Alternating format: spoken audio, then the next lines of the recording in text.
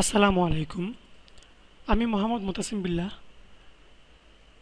আমি আপনাদেরকে আজকে ফোল্ডার কিভাবে সংরক্ষণ করে রাখা যায় সেই জিনিসটা দেখাবো, অর্থাৎ ফোল্ডারকে কিভাবে লক করা যায়।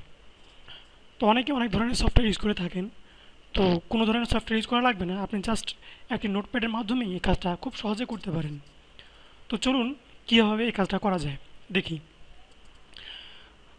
আমরা এখানে দেখতে পাচ্ছি ডেস্কটপে একটি নোটপ্যাড যার নাম লেখা আছে ফোল্ডার লক সিস্টেম। আমরা এটাকে ডাবল ক্লিক করে ওপেন করে এখানে কিছু সংখ্যা দেখতে পাচ্ছি, এক এক দুই তিন চার পাঁচ ছয় সাত আট নয়। আমরা এটাকে কেটে আমরা যে কোনো ধরনের পাসওয়ার্ড দিতে পারি। সাপোজ IU11 দিলাম এবং এটাকে সেভ এজ করতে হবে। সেভ এজে গিয়ে আপনি যে ফাইলে অর্থাৎ আপনি যে ফোল্ডারটাকে লক করতে চাচ্ছেন বা যেই ইনফরমেশনগুলো লক করতে চাচ্ছেন সেই ফাইল বা সেই ড্রাইভে আপনি যেতে পারেন। আমি সুবিধার্থে আপনাদেরকে ডেস্কটপে দেখাচ্ছি। তো এখানে মনে করেন যে আমরা ওই ফাইলটাকে সেভ করব। তো সাপোজ আমরা এখানে যে কোনো একটা নাম দিতে পারেন, যেমন পলাশ দিলাম। এবং এটাকে সেভ করার সময় অবশ্যই খেয়াল রাখবেন .bat এই জিনিসটাকে যোগ করে আপনাকে তাদেরকে সেভ করতে হবে। এখন আমরা জিনিসটা সেভ করলাম। তো আমরা নোটপ্যাডটা কেটে দিলাম। তো কেটে দেওয়ার পর আমরা যেহেতু ওই যে পার্সোনাল ফাইলে সেভ করেছিলাম ডেস্কটপে, তো আমরা এখানেই জিনিসটা দেখি ওপেন করে।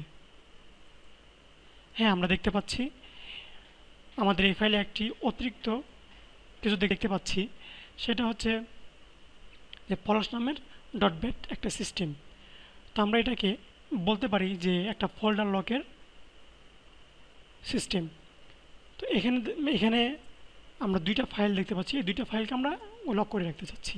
তো সাপোজ যদি আমরা লক করতে চাই, তো আমরা এই জিনিসটাকে ডাবল ক্লিক করব।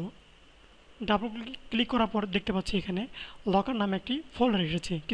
কিছুক্ষণ আগে আমরা সেই জিনিসটা দেখতে পাইনি। তো আমরা চাচ্ছি যে দুইটা জিনিসকে লক করে রাখতে চাচ্ছি। তো আমরা এটাকে কেটে দিই। তো এই দুইটা ফাইলকে কাট করে আমরা এখানে পেস্ট করলাম। পেস্ট করার পর দেখতে পাচ্ছি যে এখানে দুইটা ফাইল আমরা রাখতে পেরেছি এবং এই দুইটা ফাইলকে আমরা অর্থাৎ এই ফোল্ডারটাকে আমরা লক করে রাখতে চাচ্ছি। তো আমরা যেহেতু ফোল্ডারকে লক করতে যাচ্ছি, তো আমাদের যে লকারটা যেই সিস্টেমটা সেই সিস্টেমটাকে আমরা ডাবল ক্লিক করে ওপেন করব। ওপেন করার পর এখানে লেখা আছে are you sure you want to lock the folder. তো এখানে ব্রেকেটে লেখা আছে ওয়াই অ্যান্ড এন, অর্থাৎ ইয়েস এবং নো। তো আমরা যেহেতু চাচ্ছি যে লক করতে, তো ইয়েস ওয়াই এবং অবশ্যই ইন্টার চাপতে হবে। ইন্টার চাপলাম।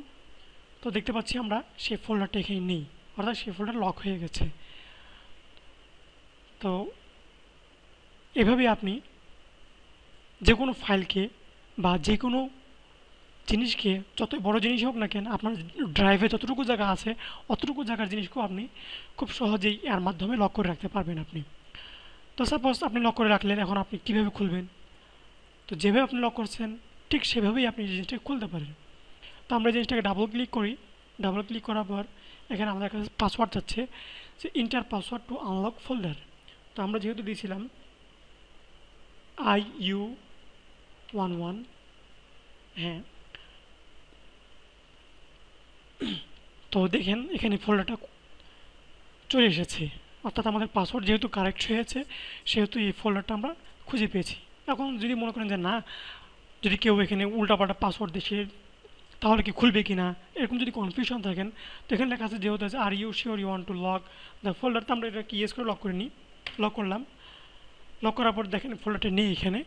তো এখন মনে করেন যে আপনি যে কোনো পাসওয়ার্ড দেন, উল্টাপাল্টা দিলাম, দেখেন খুলতেছে না, লেখা আছে কি ইন্টার পাসওয়ার্ড টু আনলক। আমরা যে কোনো জিনিস দিই না কেন, যতই উল্টাপাল্টা পাসওয়ার্ড দিই না কেন, যদি কারেক্ট পাসওয়ার্ড না হয় তাহলে সেটা কখনোই খুলবে না। তো আমাদের কারেক্ট পাসওয়ার্ড ছিল IU11। ব্যাস, এখন দেখতে পাচ্ছি যে হ্যাঁ, এখানে ফোল্ডারটা ওপেন হয়েছে। এখন দেখি আমাদের এই ফোল্ডারে যে ফাইলগুলো রেখেছি সেই ফাইলগুলি ঠিক মতো আছে কি না। দেখেন যে আমরা যে দুইটা ফাইল রেখেছিলাম সেই দুটো ফাইলই এখানে আছে।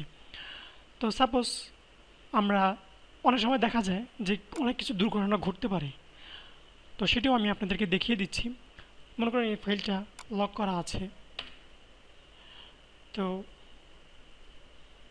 এখন আপনার অজান্তে বা আপনাদের বাসায় কোন একজন ছোট ছেলে হোক বা আপনার ভাই বোন হোক বা অন্য কেউ হোক, কোনো কারণবশত এটাকে জিনিসটাকে ভাইরাস বা অন্য কোনো কিছু মনে করে কেউ ডিলিট করে দিয়েছে এটাকে। যেমন এখানে ডিলিট করে দিয়েছে, তো আমরা জিনিসটাকে ডিলিট করে দিলাম মনে করেন। তো রিসাইকেল বিনে যা দেখি না, এটা কোথাও নেই। তো আপনি এখন কি করবেন, যে এই ফোল্ডারে ঢুকে দেখছেন না, আপনি এই ফোল্ডারে কোনো কিছুই নেই, গুরুত্বপূর্ণ ফাইলগুলো রেখেছেন সেগুলো কিছুই নেই। তো আপনি হয়তো বা মহা চিন্তায় পড়তে পারেন যে আসলে কী ব্যাপার, এরকম হইলো কেন। তো ভয় পাওয়ার কোনো কারণ নেই। তো যেহেতু প্রবলেম আছে তার অবশ্যই সমাধান আছে। তো আমরা আগে দেখে নিই যে আসলে এখানে মানে যেই জিনিসগুলো রেখেছিলাম আসলে কি এই ফোল্ডারে রেখেছিলাম না অন্য কোনো ফোল্ডারে রেখেছিলাম। তো এই ফোল্ডারটাকে রাইট ক্লিক করে প্রপার্টিজে যাই, দেখি যে হ্যাঁ আমরা যতটুকু জায়গা সংরক্ষণ করে রেখেছিলাম, হ্যাঁ অতটুকু জায়গা এখানে সংরক্ষণ করা আছে। তো সাপোজ যেহেতু এখানেই আছে জিনিসটা, তাহলে আমরা এখান থেকে পাবো। তো চিন্তা করার কোনো কারণ নেই। তো সেম আপনি এই নোটপ্যাডটাকে ওপেন করবেন, ওপেন করার পর এখানে পাসওয়ার্ডটা চেঞ্জ করে দেন। যে কোনো জিনিস আপনি এখানে দিতে পারেন, ও 1 2 এভরিথিং, যে কোনো জিনিস দিতে পারেন। সেভ এজ ওই ফোল্ডারে, এবং এখানে আপনি যে কোনো নাম দিতে পারেন। যেমন আপনার নাম যদি হয় ফরহাদ,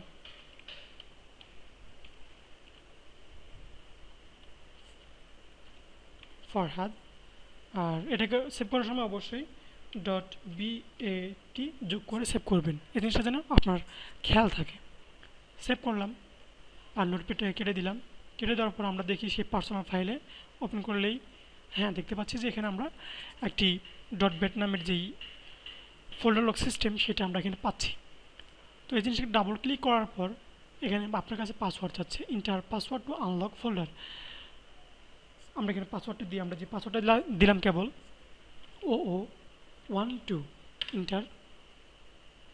হ্যাঁ দেখেন এখানে লকার সেই ফোল্ডারটা আবার ফিরে এসেছে। আমরা জিনিসটা কেটে দিই, কেটে দেওয়ার পর দেখি তো সেই ফোল্ডারে আমরা জিনিসটাকে হারিয়ে ফেলেছিলাম, তো সেই জিনিসটাকে পাচ্ছি কি না। হ্যাঁ আমাদের এখানে যে সমস্ত জিনিসগুলো ছিল সেগুলো এখানে অবশ্যই দেখতে পাচ্ছি। সো চিন্তা করার কোনো কারণ নাই, আপনি এভাবেই আপনার হারানো জিনিসগুলোকে পাইতে পারেন এবং খুব খুব সাধারণভাবে আপনি সংরক্ষণ করে রাখতে পারেন। ওকে, ভালো থাকবেন, সুস্থ থাকবেন, এই কামনা রেখে বিদায় নিচ্ছি। আল্লাহ হাফেজ। ফোল্ডার লক যে নোটপ্যাডটি আপনারা দেখেছেন, সেই নোটপ্যাডটি যদি ডাউনলোড করতে চান আপনারা, তাহলে ভিজিট করুন mutasim2.blogspot.com এই লিঙ্ক থেকে, এবং অন্যান্য নতুন কোনো কিছু জানার জন্য বা অন্য কোনো কিছু পাওয়ার জন্য ভিজিট করুন এই লিঙ্ক থেকে।